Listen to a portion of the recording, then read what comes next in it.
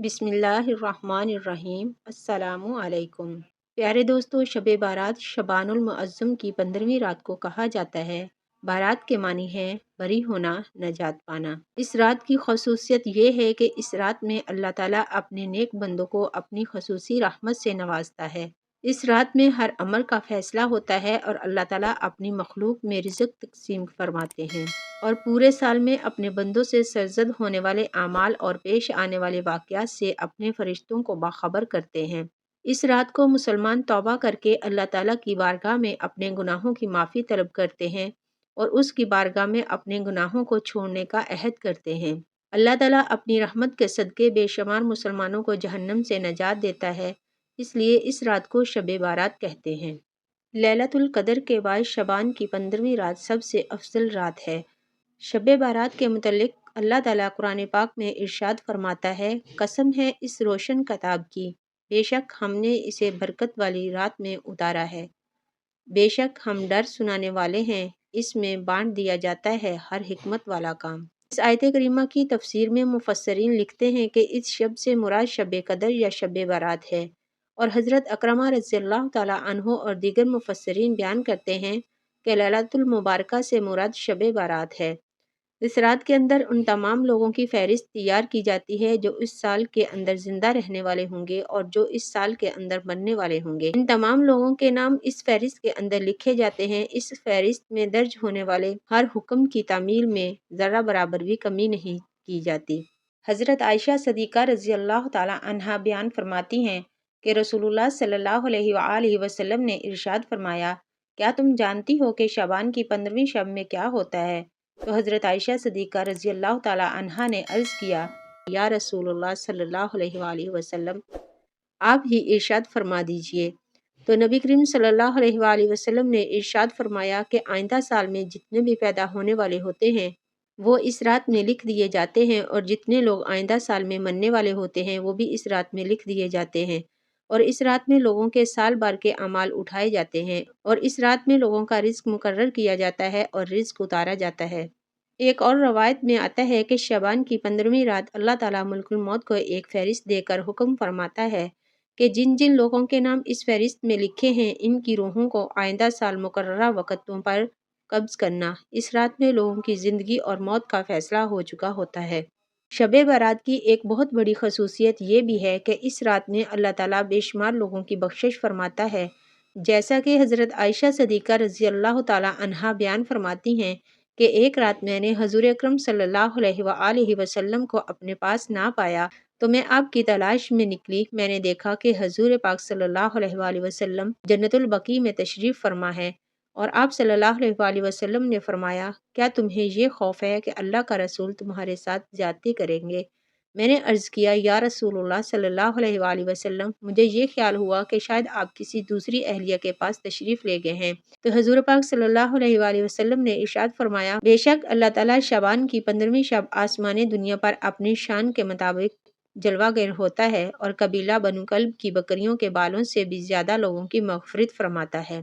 حضرت عبداللہ بن عمر رضی اللہ تعالیٰ عنہ سے روایت ہے کہ حضور اکرم صلی اللہ علیہ وآلہ وسلم نے ارشاد فرمایا کہ نصف شعبان کی رات میں اللہ تبارک و تعالیٰ اپنی تمام مخلوق پر نظر فرماتا ہے، دو شخصوں کے علاوہ سب لوگوں کی مغفرت فرما دیتا ہے، ایک وہ شخص جو کینہ رکھنے والا ہو اور دوسرا وہ شخص جو کسی کو ناحق قتل کرنے والا ہو۔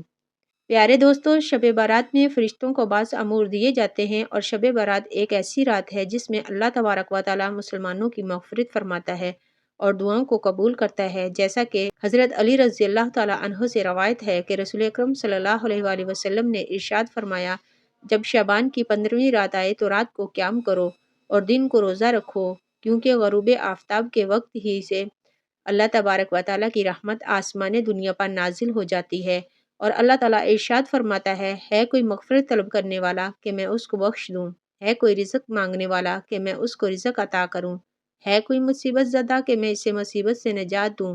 یہ اعلان طلوع فجر تک اللہ تعالیٰ کی طرف سے ہوتا رہتا ہے۔ حضرت عائشہ صدیقہ رضی اللہ تعالیٰ عنہا فرماتی ہیں کہ رسول اللہ صلی اللہ علیہ وآلہ وسلم نے مجھ سے ارشاد فرمایا، اے عائشہ، کیا تم نہیں جانتی کہ آج کی یہ شب نصف شعبان کی شب ہے؟ یہ رات 1000 راتوں سے افضل ہے۔ یہ ایک ایسی رات ہے جب اللہ تعالیٰ اپنی مخلوق کے بنی کلب کی بکریوں کے بالوں کے برابر گناہوں کو بخش دیتے ہیں اور دوزخ سے آزاد فرماتے ہیں، سوائے 6 لوگوں کے: پہلا شراب کا عادی، دوسرا والدین کا نافرمان، تیسرا زنا کرنے والا، چوتھا قطع تعلق کرنے والا، پانچواں فتنہ باز اور چھٹا چغل خور۔ ایک مرتبہ حضرت عیسیٰ علیہ السلام کسی پہاڑی کے پاس سے گزر رہے تھے کہ آپ کی نظر ایک عجیب و غریب جھونپڑی پر پڑی۔ آپ رک کر حیرت سے اسے دیکھنے لگے۔ عین اس موقع پر اللہ تعالیٰ نے وحی نازل فرمائی اور ارشاد فرمایا: اے عیسیٰ، کیا میں اس سے زیادہ عجیب چیز تم پر ظاہر نہ کر دوں؟ عرض کیا: جی ہاں، ضرور۔ چنانچہ اس جھونپڑی میں سے ایک بزرگ باہر آئے۔ حضرت عیسیٰ علیہ السلام نے اس بزرگ سے پوچھا: آپ کتنے عرصے سے اس جھونپڑی میں عبادت کر رہے ہیں؟ بزرگ نے جواب دیا: 400 برس سے۔ یہ سن کر حضرت عیسیٰ علیہ السلام نے بارگاہ الہی میں عرض کی: اے اللہ، تیرے اس معجزے کو دیکھنے کے بعد میرا یہ گمان ہے کہ اس بندے سے زیادہ عبادت گزار بندہ اور کوئی نہیں۔ اللہ تعالیٰ نے ارشاد فرمایا: اے عیسیٰ، میرے محبوب نبی کی امت کا شعبان کے مہینے کی آدھی رات کی عبادت میں نوافل نماز ادا کر لینا اس بزرگ کی 400 برس کی عبادت سے افضل ہے۔ حضرت ابو ہریرہ رضی اللہ تعالیٰ عنہ فرماتے ہیں کہ حضور اکرم صلی اللہ علیہ وآلہ وسلم نے فرمایا: میرے پاس آدھی شعبان کی رات میں جبرائیل علیہ السلام تشریف لائے اور عرض کرنے لگے: اے اللہ کے رسول، اپنا سر مبارک آسمان کی طرف اٹھائیں۔ میں نے ان سے دریافت کیا: ایسا کیوں؟ اس رات میں ایسا کیا ہے؟ جبرائیل علیہ السلام فرمانے لگے کہ یہ وہ رات ہے جس رات اللہ تعالیٰ اپنی رحمت کے 300 دروازے کھول دیتے ہیں۔ حضور اکرم صلی اللہ علیہ وآلہ وسلم نے ارشاد فرمایا کہ شعبان میرا مہینہ ہے اور رمضان اللہ تعالیٰ کا مہینہ ہے۔ روایات میں آتا ہے کہ حضور اکرم صلی اللہ علیہ وآلہ وسلم رمضان کے علاوہ شعبان میں سب سے زیادہ روزے رکھا کرتے تھے۔ شعبان المبارک میں بہت زیادہ اللہ تعالیٰ کی عبادت کیا کرتے اور صحابہ اکرام کو بھی اس کی تلقین کیا کرتے، لیکن افسوس کہ آج کے دور میں لوگ اس مقدس رات کو آتش بازی کی نظر کر دیتے ہیں۔